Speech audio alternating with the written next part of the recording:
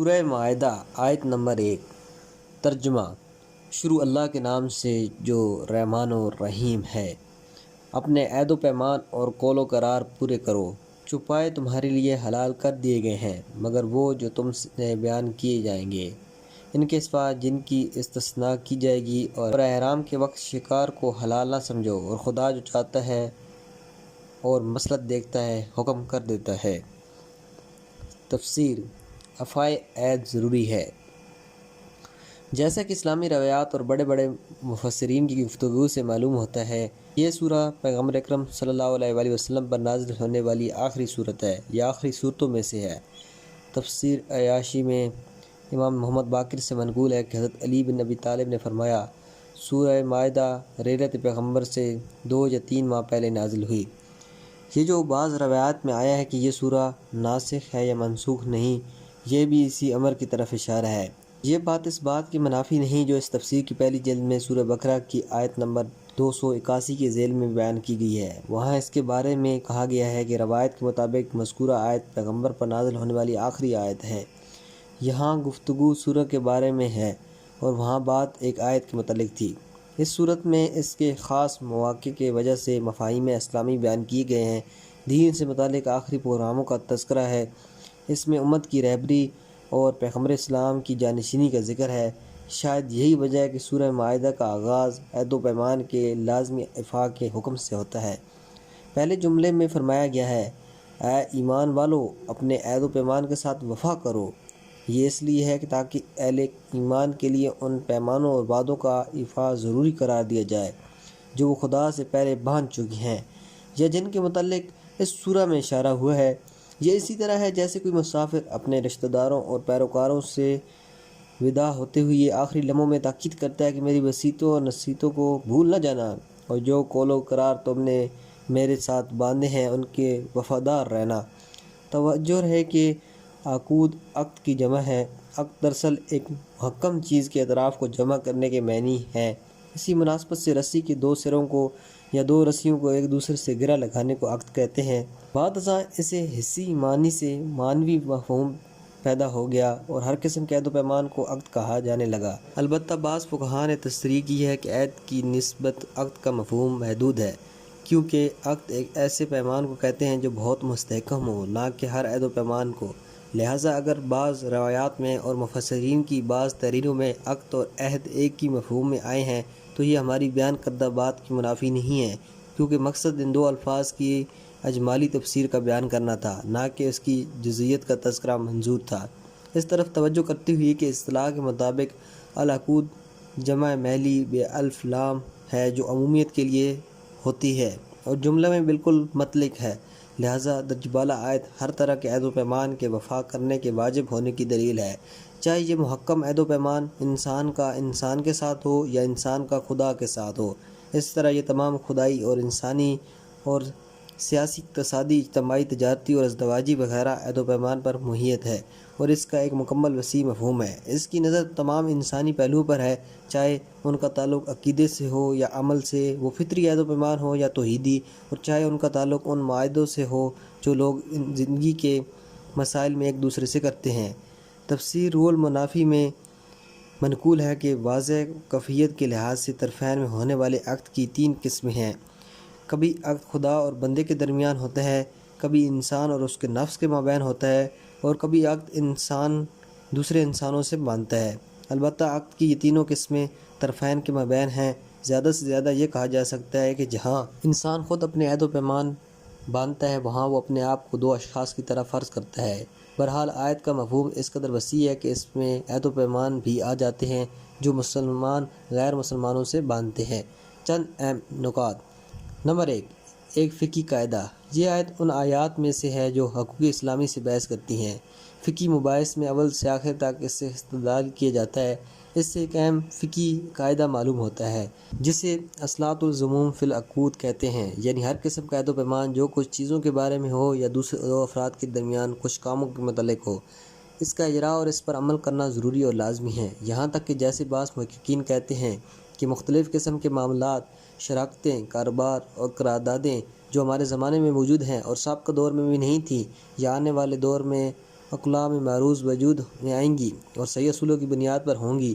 یہ قاعدہ سب پر محیط ہے اور یہ آج سب کے بارے میں ہے۔ البتہ ان کلی ضوابط کو مد نظر رکھتے ہوئے جن کا اسلام معاہدوں کے بارے میں حکم دیتا ہے، اس آیت میں ایک فقہی قاعدے کے طور پر استدلال کرنا اس امر کی دلیل نہیں کہ وہ پیمانے الہی جو خدا اور بندوں کے درمیان باندھے گئے ہیں، یا وہ مسائل جو رہبری اور امت کی قیادت سے مربوط ہیں کہ جن کا پیمان پیغمبر کے ذریعے لوگوں سے لیا گیا ہے، اس میں شامل نہیں، بلکہ آیت ایک وسیع مفہوم کی حامل ہے جس میں یہ تمام امور شامل ہے۔ اس نقطے کا ذکر بھی ضروری ہے کہ دو طرفہ عہد و پیمان کی وفا اور تکمیل اس وقت تک ضروری ہے جب تک کوئی ایک طرف اسے توڑ نہ دے، لیکن اگر ایک طرف سے اسے توڑ دیا جائے تو پھر دوسری طرف پر یہ لازم نہیں ہوگا کہ وہ اسے وفا کرے، اور ایسے معاملہ عقد و پیمان کے مفہوم سے ساقط ہو جاتا ہے۔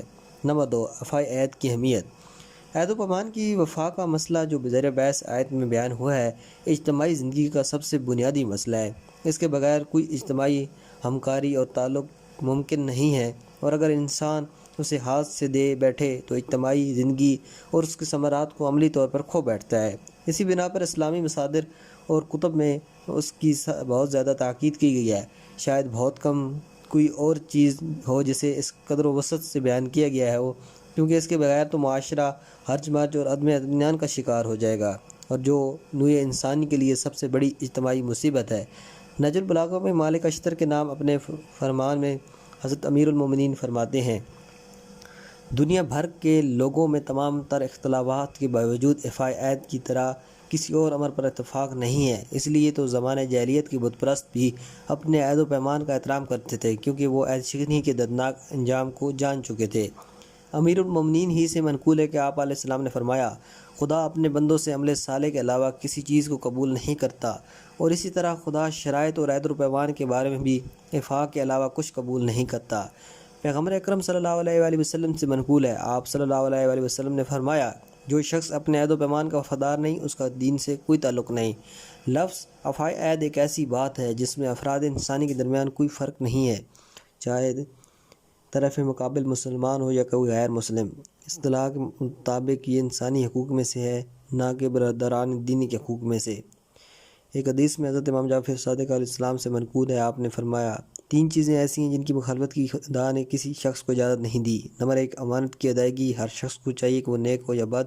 نمبر 2، وفائے عہد، ہر کسی سے چاہیے وہ اچھا ہو یا برا۔ اور نمبر 3، ماں باپ سے حسن سلوک، چاہے وہ اچھے ہوں یا برے۔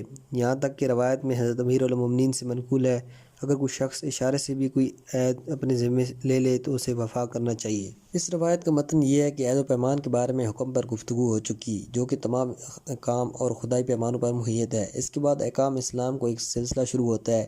ان میں سے پہلا حکم کچھ جانوروں کے گوشت کا حلال ہونے کے بارے میں ہے۔ فرمایا گیا ہے، چوپائے اور ان کی جنبین تمہارے لیے حلال کیے گئے ہیں۔ احام جمع ہے نعام کی، جس کے معنی ہیں اونٹ، گائے اور گوسفند۔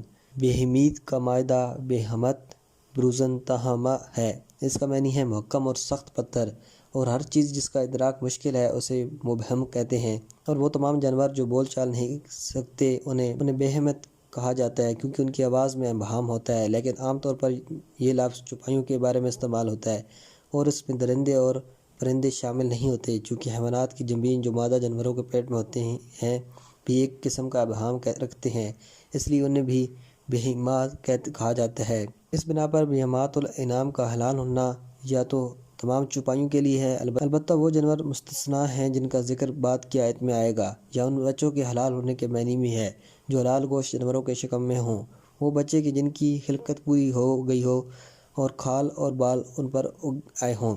کچھ جانوروں کے حلال ہونے کے بارے میں بھی پہلے سے مشخص تھا، مثلا اونٹ، گائے اور گوسفند، لہٰذا ممکن ہے کہ اس آیت میں ان کی جنبین کی حلیت کی طرف اشارہ ہو، لیکن جو بات آیت کے معنی سے زیادہ قریب نظر آتی ہے وہ یہ ہے کہ یہ ایک وسیع مفہوم رکھتی ہے، یعنی ایسے جانوروں کے حلال ہونے کے بارے میں بھی ہے اور ان کی جنبین حلال ہونے سے متعلق بھی ہے۔ اگر ایسے جانوروں کا حکم پہلے سے بھی معلوم تھا تب بھی یہاں مستثنیٰ قرار دیا جانے والے جانوروں کے حکم سے پہلے مقدمے کے طور پر اس حکم کا تکرار کیا گیا ہے۔ اس جملے کی تفسیر کے بارے میں جو کچھ ہم کہہ چکے ہیں، اس سے واضح ہوتا ہے کہ اس حکم کا ربط وفائے عہد کے لازمی ہونے سے اس بنا پر تھا کہ وفائے عہد ایک کلی بنیاد ہے۔ یہ کلی بنیاد احکام الہی پر اس لحاظ سے ایک تاکید ہے کہ احکام الہی بھی خدا کے بندوں سے عہد و پیمان کی ایک قسم ہے۔ اس کے بعد پھر کچھ احکام بیان کیے گئے ہیں جن میں بعض جانوروں کے گوشت کے حلال ہونے کا ذکر ہے، بعض جانوروں کے گوشت کے حرام ہونے کا ذکر ہے۔ پھر آیت میں چوپایوں کی گوشت کی حرمت کے بارے میں 2 استثنائی حکم ہیں۔ ان جانوروں کے گوشت کا استثناء ہے جن کا تحریم عنقریب تمہارے لیے بیان کی جائے گی، اور حالت احرام میں بھی شکار کرنا حرام ہے، یعنی حج کے مناسک یا عمرہ کے مناسک انجام دینے کے لیے باندھے گئے احرام کی حالت میں شکار کرنا حرام ہے۔ آیت کے آخر میں فرماتے ہیں خدا جو حکم چاہتا ہے صادر کرتا ہے، یعنی خدا چونکہ ہر چیز سے آگاہ ہے اور ہر چیز کا مالک ہے، لہٰذا جو حکم بندوں کی مصلحت میں ہو اور حکم اس کی متقاضی ہو اسے جاری کر دیتا ہے۔ والسلام علیکم ورحمۃ اللہ۔